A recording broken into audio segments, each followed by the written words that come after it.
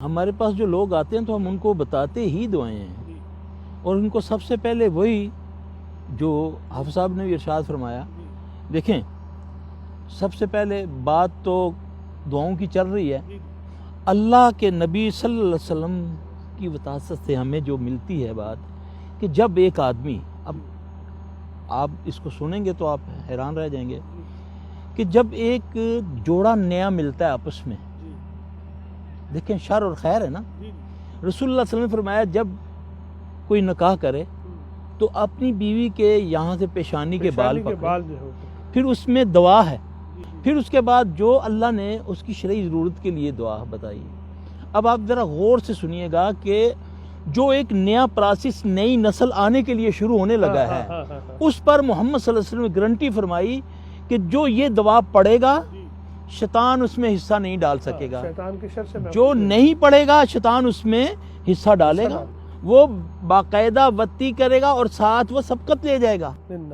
اب گارنٹی یہ فرمائی، قرآن میں آتا ہے کہ دو بندے قرآن نے جن کے بارے میں فرمایا، عیسیٰ علیہ السلام اور ان کی والدہ مریم علیہ السلام، ان کو شیطان نے نہیں چھوا. تیسرا عمار بن یاسر ایک صحابی ہیں، ان کے بارے میں رسول اللہ نے فرمایا کہ اس کو شیطان نے نہیں چھوا. اب چوتھا وہ بندہ ہو سکتا ہے جس کے بارے میں رسول اللہ صلی اللہ علیہ وسلم کی حدیث ہے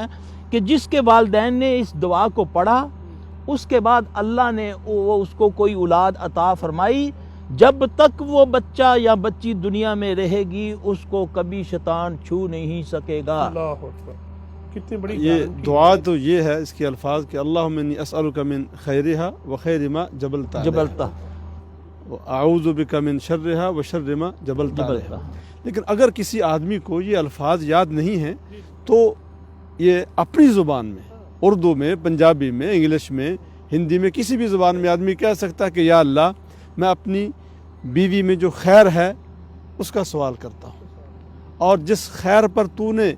اس کو پیدا فرمایا، جو اس کی جبلت اور فطرت میں خیر رکھی ہے، اے اللہ وہ مجھ کو عطا فرما. اور چونکہ ہر چیز میں شر ہے، اس کا احتمال ہے، اے اللہ جو اس میں شر ہے، اس کی جبلت میں جو شر ہے، میں اس سے تیری پناہ میں آتا ہوں. اپنی زبان میں بھی یہ دعا مانگی جا سکتی ہے. اور قرآن مجید میں اللہ رب العزت نے اشارہ فرمایا کہ جب شیطان نے کہا کہ میں ان کو گمراہ کروں گا، تو رب کائنات نے فرمایا وشارکہم فی الاموال والاولاد، کہ تو ان کے مالوں میں بھی شریک ہو جا اور ان کی اولادوں میں بھی شریک ہو جا. تو معلوم ہوا کہ مالوں میں وہ